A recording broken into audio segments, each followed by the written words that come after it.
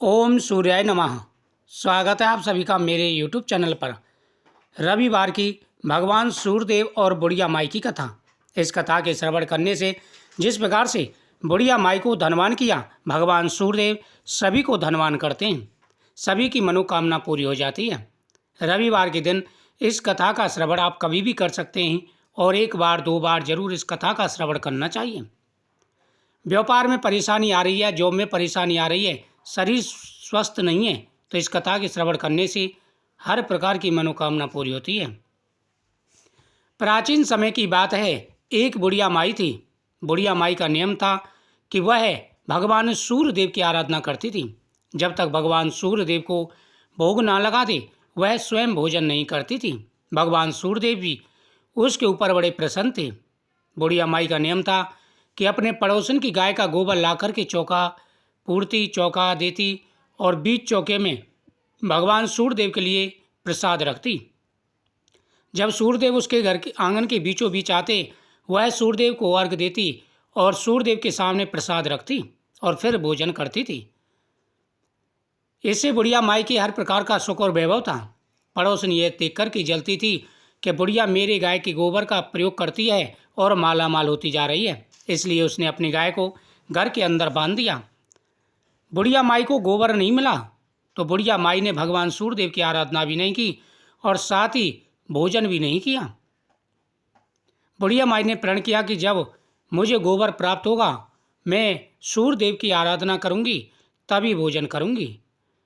पहला रविवार उसका बिना भोजन के व्यतीत हुआ। इस तरह बुढ़िया माई को 6 दिन बीत गए। फिर रविवार का दिन आया।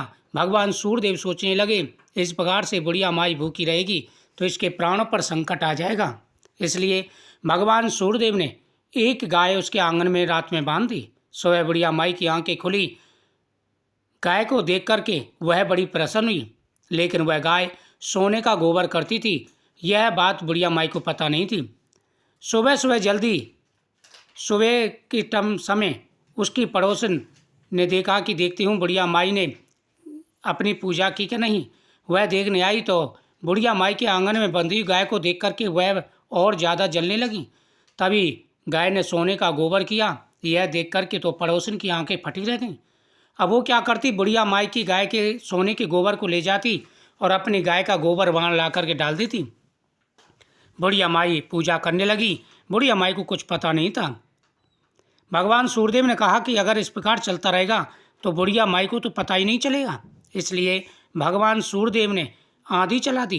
तेज आंधी देख करके बुढ़िया माई ने गाय को घर के अंदर बांध लिया। तभी गाय ने सोने का गोबर किया। यह देख करके तो बुढ़िया माई की आंखें फटी रह गईं।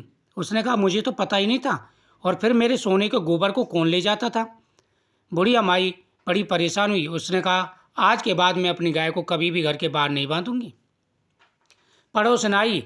पड़ोसन को गाय का गोबर नहीं मिला तो उसने अपने पति से कहा, देखो इस बुढ़िया माई के पास एक गाय है जो सोने का गोबर करती है। बुढ़िया माई इतने सोने का क्या करेगी, जा कर के राजा को ये सारी बातें बता दूँ। उसका पति भी बातों में आ गया और राजा से जाके कहने लगा कि महाराज, हमारे पड़ोस में एक गाय रहती है, वो है बुढ़िया माई की गाय है जो सोने का गोबर करती है। बुढ़िया माई सोने के गोबर का क्या करेगी। राजा को पता चला तो राजा ने अपने नौकरों को भेज करके बुढ़िया माई से वह गाय मंगवा ली। बुढ़िया माई ने बहुत मना किया, लेकिन नौकरों ने नहीं माना। बुढ़िया माई ने भगवान सूर्यदेव से आराधना की कि प्रभु, अब आप ही मेरी गाय को वापस दिला सकते हैं। मंत्री और नौकर चाकर गाय को लेकर के राजा के पास गए तो राजा के सामने गाय ने सोने का गोबर किया। यह देख करके तो राजा बड़े अचंभित हो गए। राजा ने गाय को अपने घर के अंदर बांध लिया, अपने राजमहल में बंधवा दिया। ठीक उसी रात को भगवान सूर्यदेव ने राजा से स्वप्न कहा, हे राजन, तुमने बुढ़िया माई की गाय को लेकर के ठीक नहीं किया है, क्योंकि वह गाय मैंने स्वयं बुढ़िया माई को दी है और तुमने ये अपराध किया है।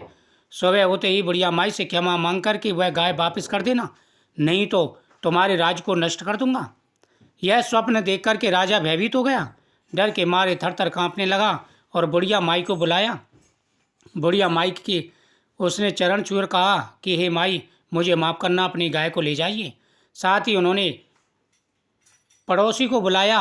पड़ोसी और पड़ोसन पति पत्नी दोनों को जेल में डाल दिया और राजा ने बुढ़िया माई को अभय दिया, साथ ही उसकी गाय को वापस कर दिया और कहा कि आज के बाद बुढ़िया माई की गाय को कोई भी टच नहीं करेगा और आज के बाद सभी सूर्यदेव की आराधना करेंगे। इस प्रकार भगवान सूर्यदेव की पूजा करने से बुढ़िया माई की विपत्तियां टल गईं। सभी की विपत्तियां टल जाती हैं, धन दान बढ़ता है, सुख और समृद्धि बढ़ती है। सभी को रविवार की यह पूजा अवश्य करनी चाहिए। रविवार के दिन भगवान सूर्यदेव की पूजा करने से हर प्रकार के मनोरथ पूरे होते हैं, धन बढ़ता है, सुख और समृद्धि बढ़ती है। बोलो सूर्यदेव भगवान की जय।